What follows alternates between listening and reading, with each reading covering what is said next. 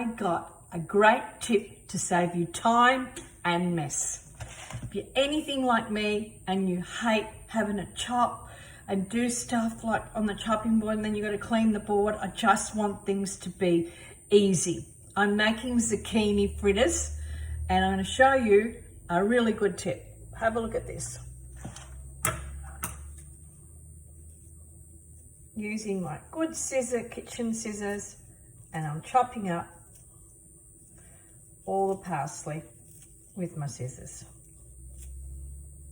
Now mess with the chopping board. I utilise the time. These scissors are great. I do everything with these scissors. Have a look.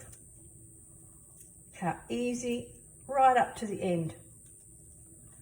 Grab it all.